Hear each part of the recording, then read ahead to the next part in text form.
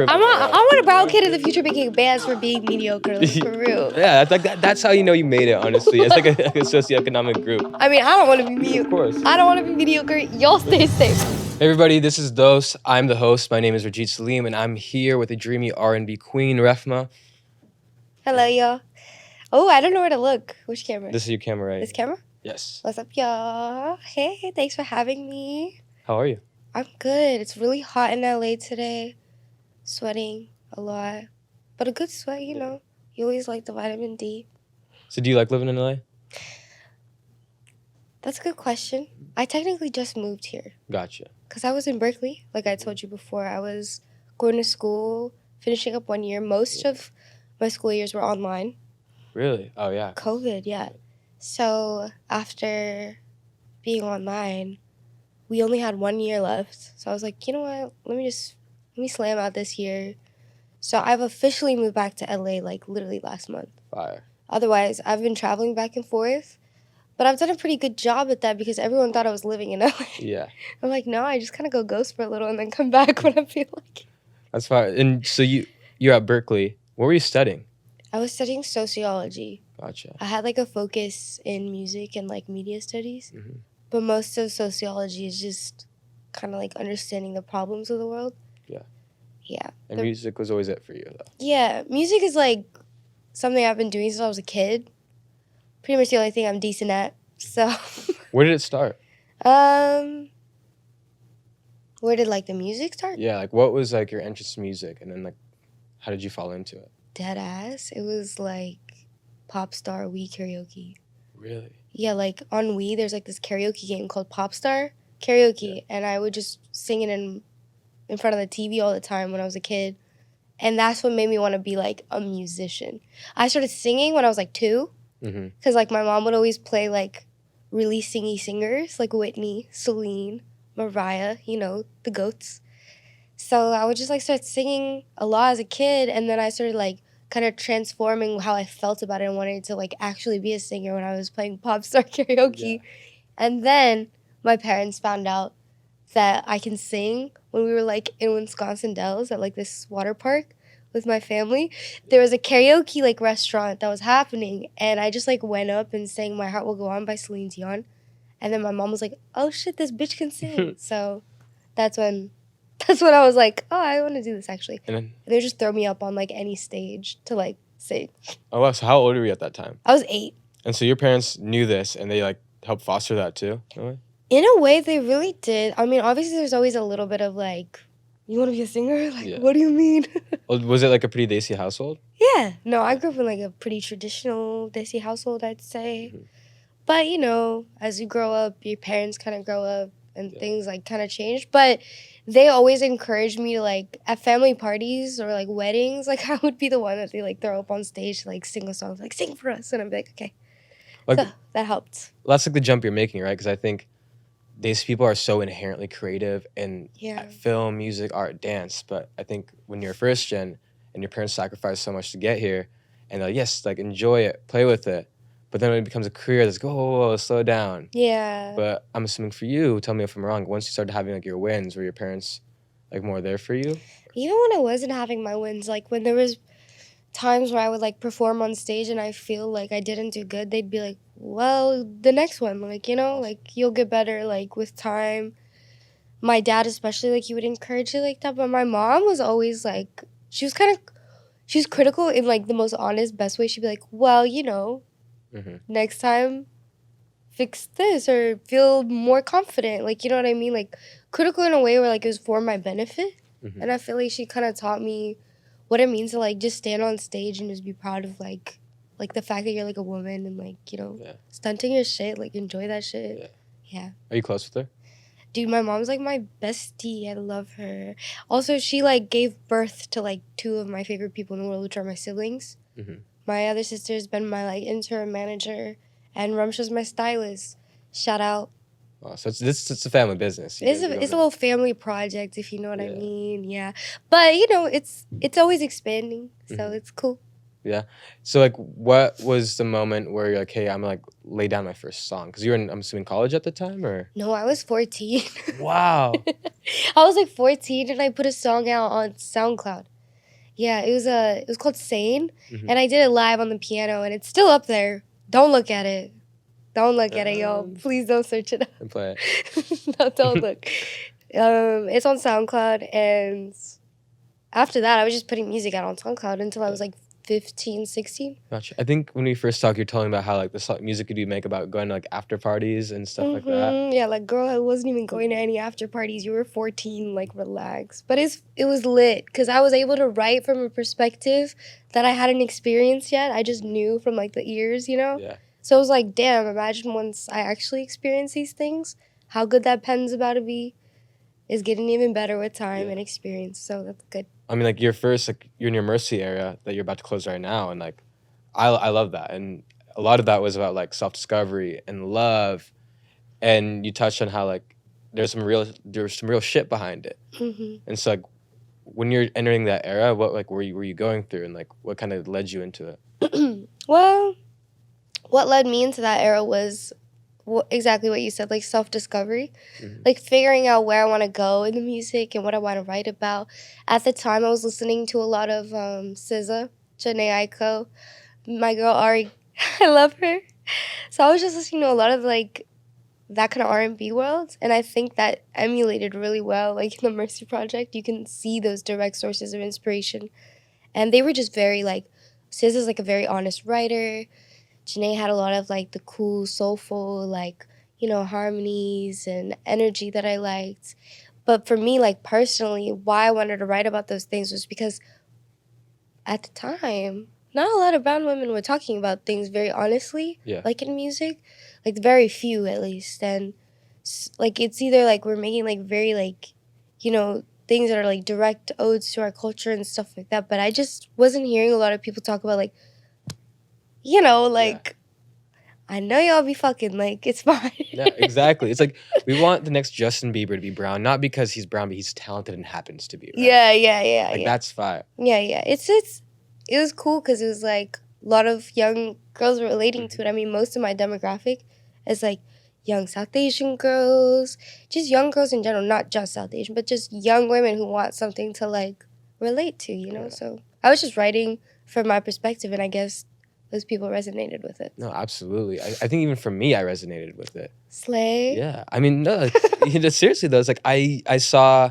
when I was like, you know, scrolling on YouTube, TikTok, whatever it may be, seeing like a brown girl talking about her experience. And it's not like peddling culture, it's just who she is and her culture informs her. Like, that was special. Because I think, thank you. Seriously, because like I want like the 15, 16, 17-year-old like brown could be like, oh yeah, no, I do all this stuff too. Yeah. But I have to hide it.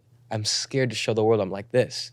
And I think you being on that stage and letting people through the screen be like, no, I'm here. There's kids like you. And now we're in the screen. Now we're on stage. Yo, thanks. Yeah. Damn, it's deep. Oh, yeah. Like, I remember being on a podcast earlier, and I think I said something like, oh, I was sneaking out all the time to see men.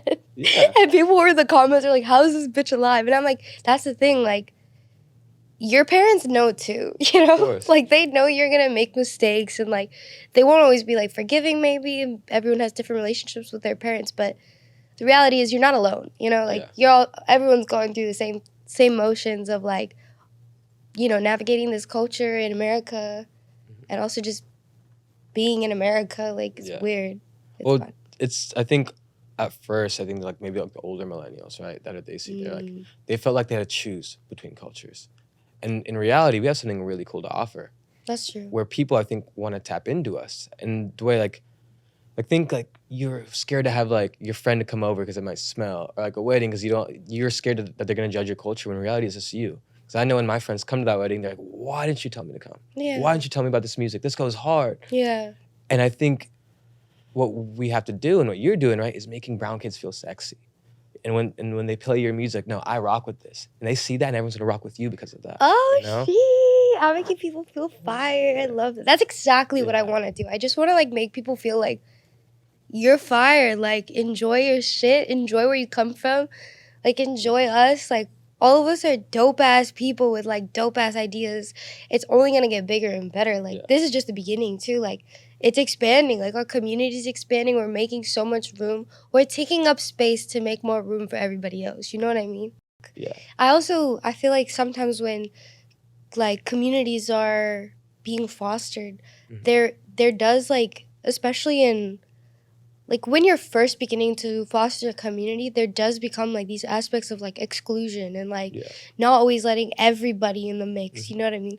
But I feel like that's not gonna happen with like our generation, hopefully, and like with our community. I hope that it's like we're gonna welcome like every type of person in our community and every like different aspect of them. Like I just want it to be so like freeing for them, and just like I want to leave behind something that like, you know, like people are like, damn, if REHMA'S like a queer brown girl and you know she didn't give a shit, like I hope I can do that too. You know what I mean? Like just do what you want. Well, that's creating culture, right? There's a difference between being a part of something and creating something.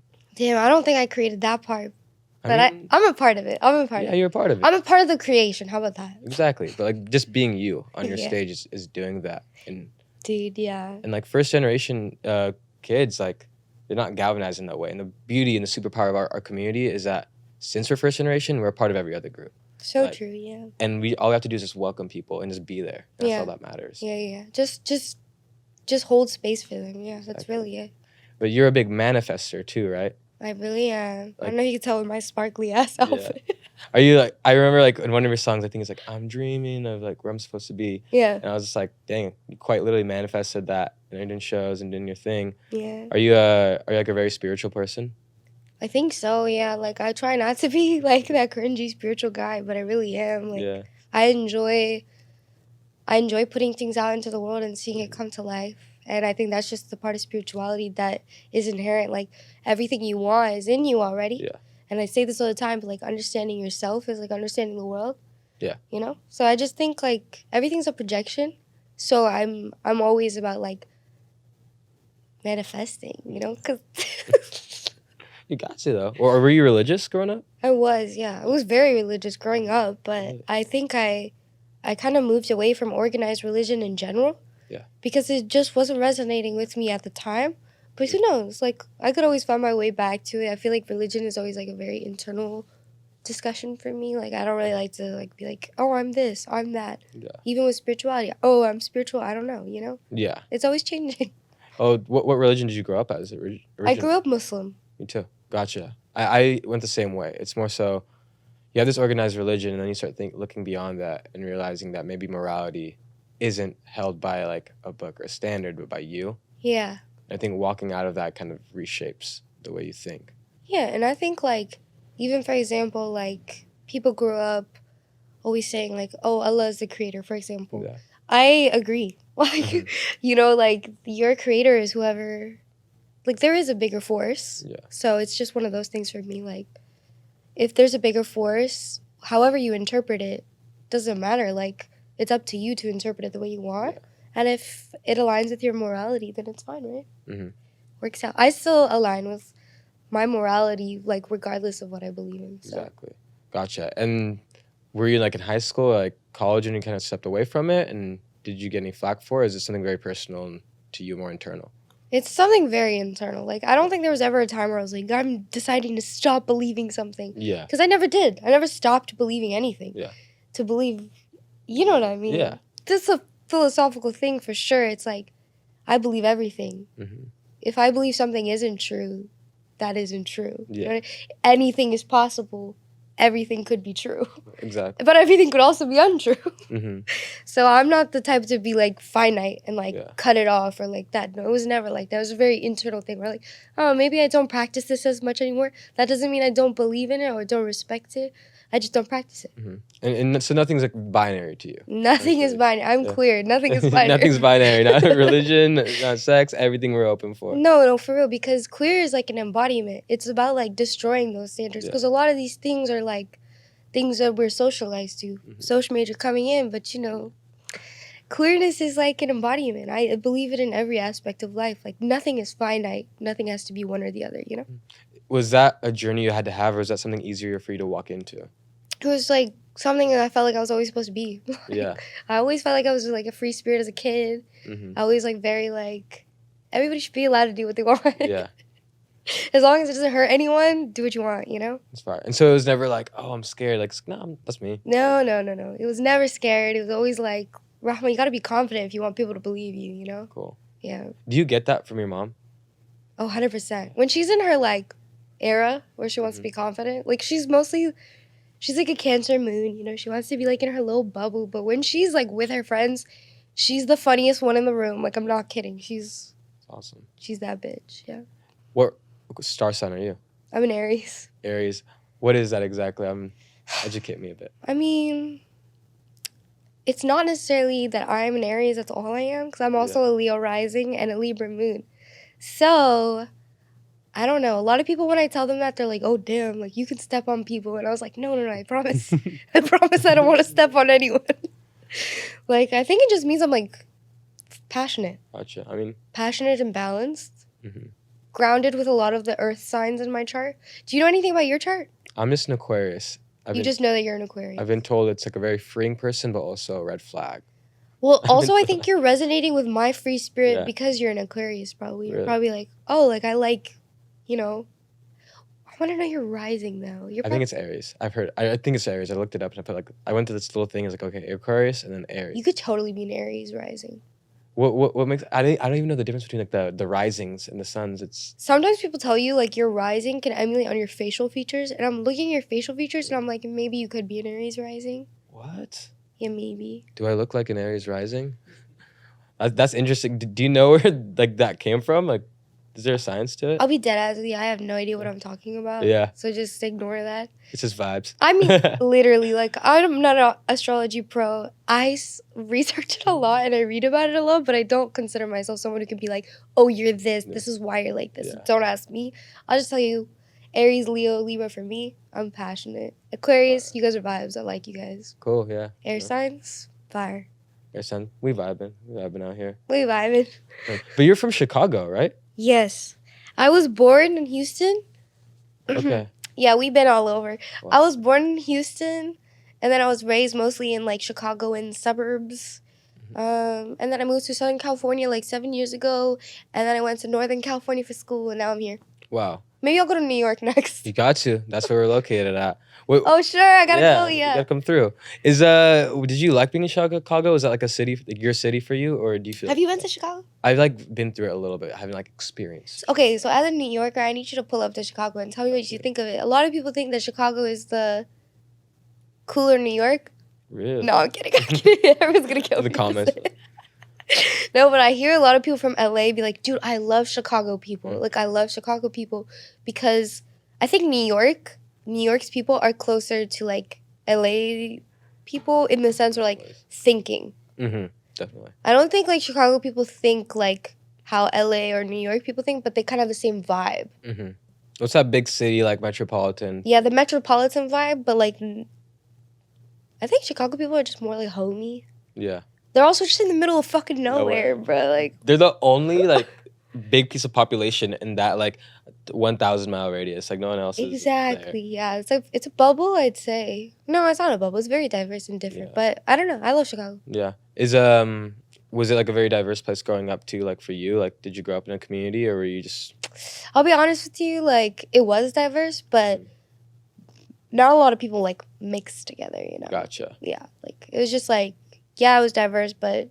You know, the brown kids hung out with the brown kids, like, you know. Like, what kind of kid were you? Were you like a floater? Did you hang out with the brown kids or only the white kids? I was a floater, definitely, like, throughout my entire life because I moved so much. Mm-hmm. I had, like, so many different friend groups. There was a time where, like, I was friends with a couple white people, and it was, like, a very bad experience for me as a kid. Really? But when you're in the west suburbs of Chicago, like, when you're a kid, my age, you're going to get bullied. Really? You got bullied? Yeah, but, like, I don't... Yeah, bullying is like a very, very underlying thing that happens to kids of color, I feel like. It's not as obvious as it used to be, I feel like. Yeah. It's like very like under the rug, like, oh, I didn't even see that was racist. Yeah. You know? Like you feel, and like, have you ever like, you go to like some sort of place, maybe a club, a bar, or any like room, and like you don't want to think it, but inside you're like, are they being like acting a little bit different because I'm here? Like, yeah. 100%. Especially if you're in a room full of all white people. Like, Yeah. you know, when you're younger, you don't really know how to, like, dress yourself up too well. Yeah. Like, people just, like, don't want to, like, take you seriously when you're in a room. It's weird. No, I feel that. I felt that. I think what beauty I felt of moving to, like, a big city like New York, even like LA to extent, like, when you grow up in, like, a suburban town, like I think we both did, it's like you dress a certain way and you feel like you're having to fit in, and maybe like you're not trying to, but just like it trickles into you. Yeah. And then you go to like a big city and everyone's dressed crazy. The currency is being yourself. So true. And I think that's such an empowering thing to get into, because you look at the mirror and you're like, okay, I'm not like everybody, I'm me, and people like that. Exactly. And I think that fitting in thing that we all try to do in the beginning, like, and it's because of those little microaggressions and that little feeling inside. Yeah, it traumatizes you. It makes it feel harder to express yourself and navigate who you are, which isn't fair because it's like, no offense, but non people of color, white people. Yeah. I'm trying to be as respectful as possible, but like white people can be mediocre. Yeah. Like white people can be mediocre and make mediocre art and still be praised for it. That's funny. We have this joke too. It's like, brown people, we need to strive for mediocrity. Once we can we have to be perfect now, right? We have to just get so good at what we do that in the future now a kid can just make like... Yeah, like... That's the type of privilege. I want a brown kid in the future making bands for being mediocre, like, for real. Yeah, that's how you know you made it, honestly. It's like a socioeconomic group, you know? Like, yeah, you can be mediocre. If everybody else can be mediocre, why can't I? That's what I'm saying. Like, I mean, I don't want to be mediocre. Of course. I don't want to be mediocre. Y'all stay safe. But the rest of y'all can definitely do it. We all want to make bags in the future. Yeah, exactly. Yeah, exactly. So do you... did you have a like hard time converting into like the LA scene or LA culture, or just West Coast in general?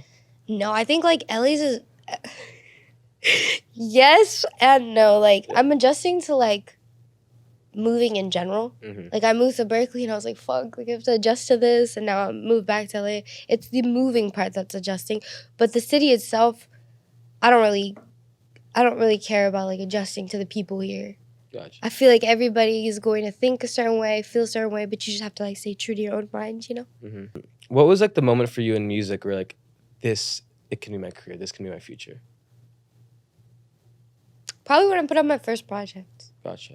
Because like, I didn't consider myself like a real artist until I put out like the Mercy project. And when I debuted, it took me like, 3 years to shape myself to like debut, like basically be ready to like present myself as an artist to people.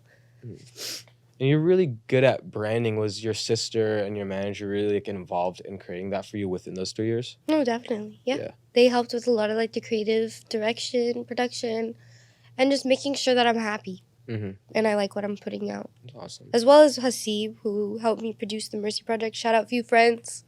We run that independent label, so yeah, it was just about what it means to build an artist from like the ground up, you know, like because Lavender was from scratch, like it did well. So. And you made that while you're in college, right? Where did you make it? Did you have a studio, a dorm? In my closet. Really? Yeah, because I had like a little piano and like studio set up in my mom's closet actually, and I would just like record, like track vocals in there. So I wrote it in there, but then I tracked it in a real studio. I think I tracked it at my engineer Corey's studio. Gotcha. So yeah. And like at that time, it was just like off love, like you guys are making something. Yeah. Right? Pure vibes. Pure vibes. And when you released that, and now you're here and you're trying to develop, like, what's next for you? Good question. So I would love to put out another short project. I don't know if I'm ready to necessarily finish an album yet. Yeah. The reason why I'm not ready to finish an album is because I don't know if I want to tell the whole story yet. Yeah. I'm going to make y'all wait. No, I'm just kidding. I mean, it's not anything deep. It's just like, I think I'll be ready for an album after like maybe 1 more or 2 more EPs that I want to put out. Gotcha. Yeah. And you mentioned that you guys have an independent record label? Yeah, well, I'm part of I put everything I've put out so far under a Few Friends. Okay. So I plan on like continuing to like foster and help that label and like keep going with it because I love it. Obviously, I grew on that label, so yeah. What was the story of that label?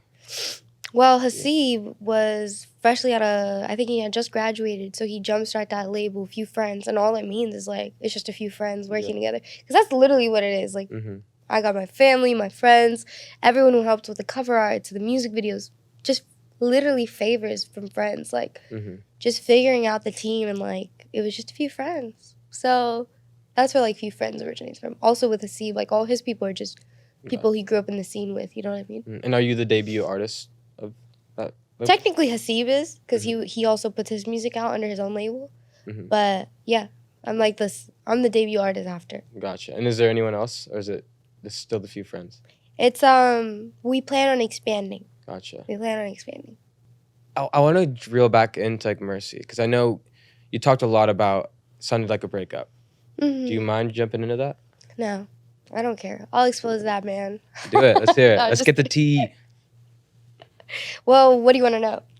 I mean, where did it start? I mean, tell me, where do you want to start it? Well, it wasn't like anything. It was like I would say it was a very childlike love. I was in high school when I started dating that person. It was like 3 years, I believe. Like first love? Yeah. Gotcha. No. I don't know if anyone deserves, like, the first of anything, you know? Really? I'll have this equal amount of love for everyone. I think, like, he was just, like, a person I dated, like, when I was, like, 17, and the relationship kind of just went on until I was, like, 20, I believe. So it was, like, on and off. Right when I released the Mercy project, I was, like, fully done with that person. Really? Maybe I'm lying. Was I fully done with that? Yeah, I was fully done. It was, like, before the pandemic, yeah. Was that cathartic, though, to, like, I'm assuming process all of that through that album? I feel like I was just a young person going through all the motions, like, getting cheated on, finding out that they go to someone else, you know what I mean? Like, it's just all that, like, fire building up in you. When it's out in the art, it's like, damn, I wish I could say that. You know what I mean? And, well, so you got cheated on, essentially. Yeah. I mean, how'd you find out? Who hasn't? Let's be honest. How'd you find out? Oh, it was the worst. I think I found out, like, on the phone or something. Like, I found out on their phone. I was, like, looking. Because I was, like, doing a quiz, I believe, for, like, a school quiz or something. And then I, like, turned. And I'm like, yo, can I borrow your phone? I'm like, I want to cheat on this quiz. Sorry. I want to cheat on this quiz. Because, you know, it's fucking online. Everyone cheats on online quizzes. And I was like, can I borrow your phone? I want to cheat on this quiz. And I'm looking for, like, basically I'm going into my, like, school website so I can see the courses and stuff so I can, like, use it and, like, have two phones at once, you know, basically. And then I see that this person gets, like, a TikTok message. TikTok message?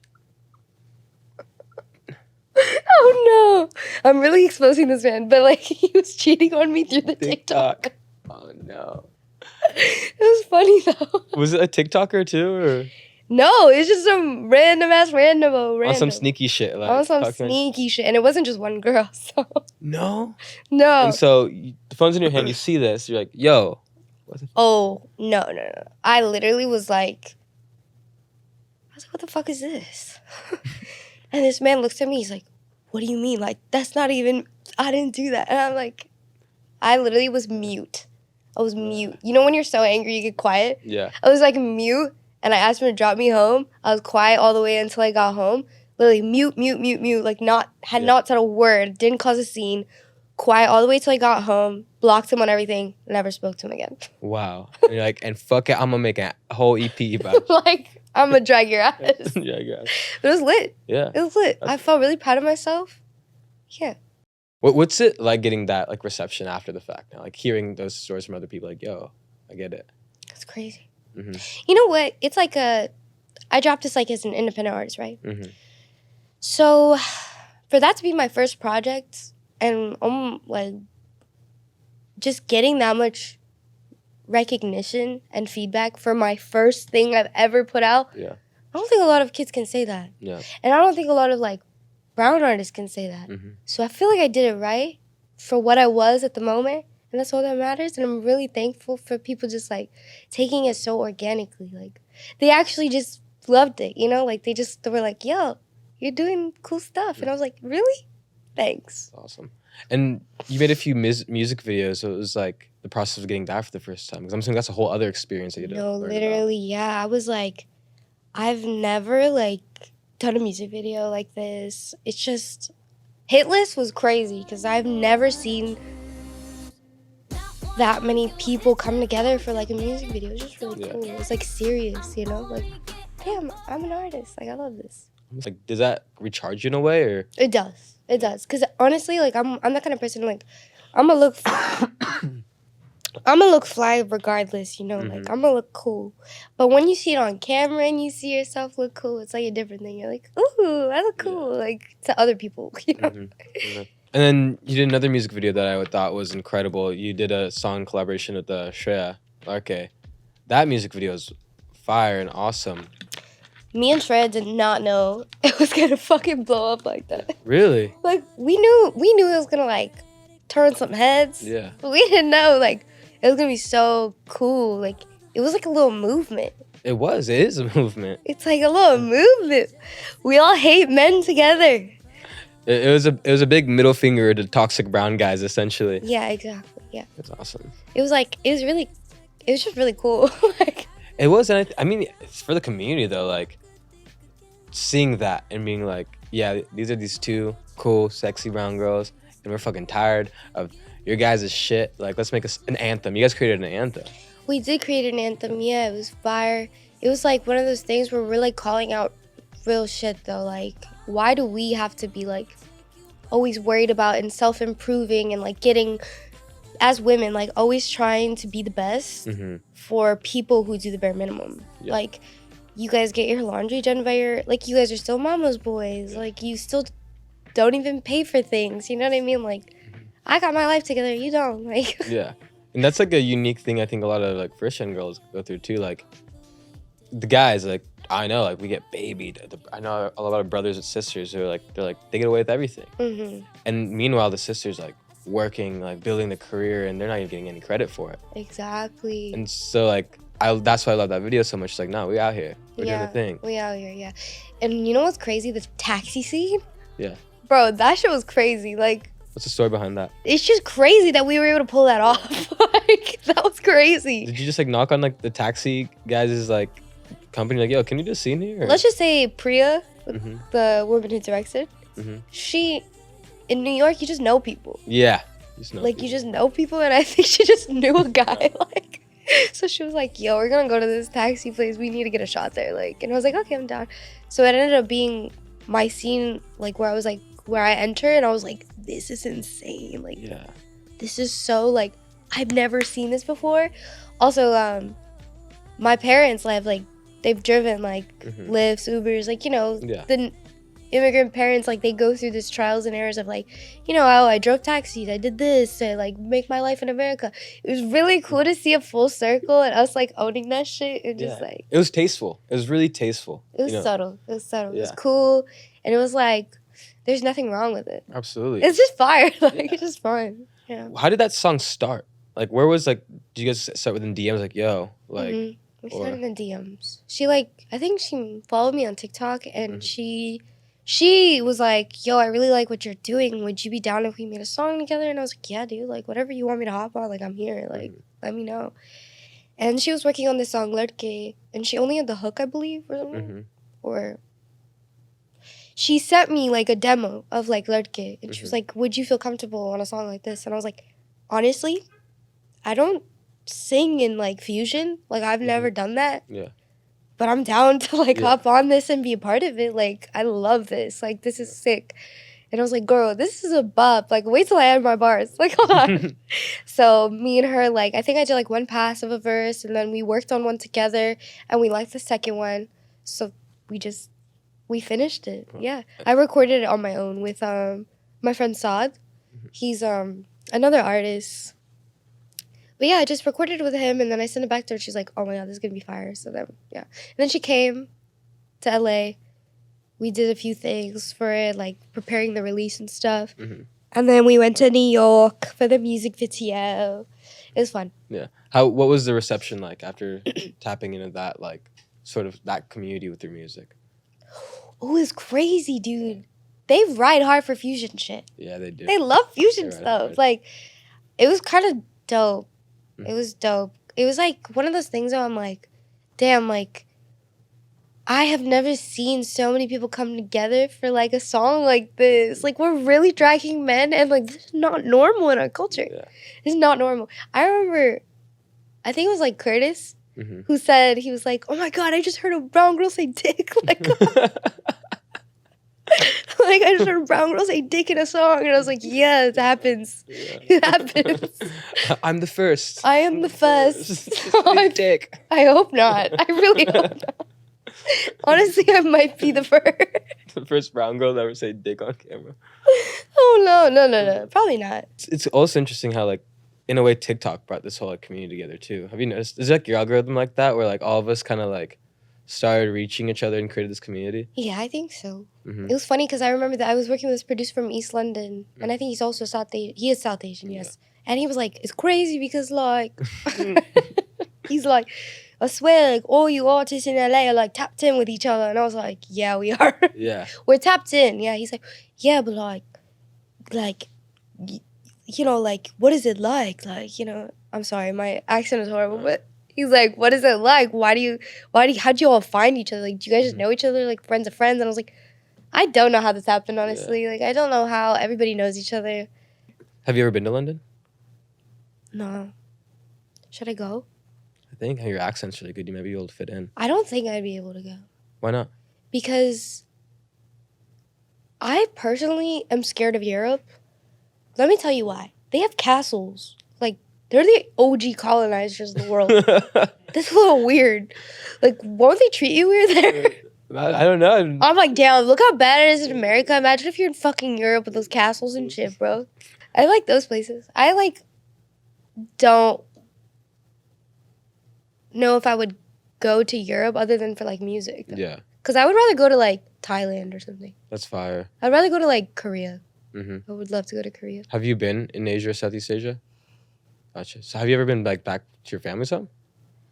No. Really? Have you always wanted to, or? Yeah. Gotcha. I would love to go back to Pakistan and, like, hang with the crew. Mm-hmm. You know what's crazy? I, like, worked with, like, Pakistani producer before I worked with any, like, American producer. Really? Dalal. I'm not familiar. Dalal Qureshi is, like, a Pakistani, like, pop EDM producer. Wow. I won't classify him to a genre, but great producer. Yeah. He's with Coke Studio now. Do you know what Coke Studio is? In Pakistan, Coke Studio is, like, a very great platform for, like, artists.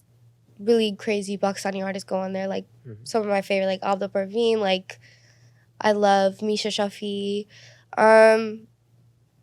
How's the music scene out there? It's crazy. It's Yeah. crazy. There's a whole world in Asia that people don't even know about. But also, like, people know about it, you know? But Yeah. it just doesn't really intersect with, like, American industry that much, but it's getting there. Yeah, and it's like beginning to cross pollinate, right? Like, Yeah. Like your stuff is being played in like Spotify, Pakistan's like stuff, right? Yeah. What was that? Did they approach you? Or did it just pop up in your feed like, yo, what? They literally, they just posted a picture, I think, one day on the Ingrazy Indie playlist. Mhm. They, like, fucking put me on the collaboration, like, post, and I just was like, yes? And then I was like, yeah, I was like, oh, shit, I'm on the cover of a Spotify playlist. That's crazy. And all you found out is just do an Instagram notification. Yes. Gotcha. Or no. They emailed my management email. They were like, oh, Mm-hmm. can we have a picture of Rahma for the Spotify editorial playlist? I was like, me? And then I didn't really process it until I saw it on Instagram, and I was like, oh, damn, I'm on a playlist. Did you like show your family that and like, yo, look? Yeah. They were like, oh, nice. And so, following your graduation and you coming to LA, is music like your everything now? Yeah. Mhm. Yeah. I work, like, technically, like, I work, Mm-hmm. but a lot of it is, like, social media work, doing freelance stuff like sync licensing. Really? Yeah, like, I think a lot of, like, an artist is never making all their income from just music. You know what I mean? That's a sad reality of being an artist in this world. Yeah. They don't want to pay us. Yeah. They know how powerful we are. Mm-hmm. They are underpaying you as an artist because they know that you transform the world. Yeah. So you're a creative in other aspects too. So you're doing freelance In what other things specifically? So freelance in the sense where I like do like sync licensing, like Okay. my music goes on Yeah. like TV shows and stuff That's like awesome. that, like, or I'm opening into that now. So that's Mhm. kind of like how I'm planning Mhm. to just keep going with that. And that's a really important thing to know, because as a musician, like it's like being in the weeds and like being in every part of the details is really important. Is that something like you value? But let's say like a major like record label would come to you. Is that something you'd like think about, or would you rather stay independent in that sense? Well, when a major label kind of approaches me, like I just kind of take it as it is. Like, oh, what are you offering? Like, what do you see in me that you can make bigger? You know what I mean? Like, but a lot of the times, like, things are being offered that I know I can do for myself. Mhm. And I don't know. I think I just want to keep being fruitful in this independent journey for now. So you had these offers before. Gotcha. Yeah, I mean, a lot of artists get them, but that doesn't necessarily mean that it's right for them. Yeah. So I think I'm just gonna keep going independent right now. And when you like first get that on like your table, right? I'm sure one, it's like a validating, good feeling, but then you had to take your time to like wrap your head around it. Mm-hmm. And what parts specifically were like, you don't offer me enough? Like I can do better on my own. Well, most times they want to own your masters. It's a little Yeah. scary, but I don't really care about like that specifically. I mean, I do, but it's like a lot of things. It's like a lot of like the idea of like a label possibly shelving you, like stuff like the fears are there, you know, like this is a corporate company trying to take over your art and like sell it for you. Mhm. And it's like it just feels so much realer for me to do it myself. Yeah. Like I think the only reason people have liked me thus far and appreciate what I do is because I did it by myself. Like I do all of this like as an independent artist. And that's the real part of it. It's like she's only being herself. She's selling it as herself. She's doing all this because she's REHMA. Like, you know, it's not because she has this label behind her or she works with these people. Like, it's never been like that. Yeah. It's just like, I'm me, and that works. And if the label wants to invest in me, that's cool. It's not me investing in the label. You know what I mean? What were some of your growing pains? Growing pains. Like, what were things that as you're developing your career, the ones that you love, but then there's things that like, maybe you had a hard time adjusting to, like as you grew? Yeah, it's hard right now. I have like the post-grad blues, and I'm like, damn, like, you know, yeah, music full time, but it kind of was nice, like, having something on the side, like, knowing that I'm also learning something, you know? So, yeah, I plan on just, like, finding a way to invest in more things, and, like, I don't have much hobbies also outside of music. Really? Yeah, like, I skateboard sometimes. Really? No, people always like, oh, what do you like to do outside of music? I'm like, this is my life. This is all I be doing. When did you start skateboarding? When I was younger, like 4th grade. I honestly started because I was trying to impress a boy. And it's so embarrassing because, like, I was so good at it. Yeah. I would, like, downplay myself. And so did you, like, skateboard in front of him? Or, like, oh, yeah, skateboard? Or? We never skateboarded in front of each other, no. He was, like, I was in 4th grade. You think I was allowed to hang out with boys? Girl, Yeah, no.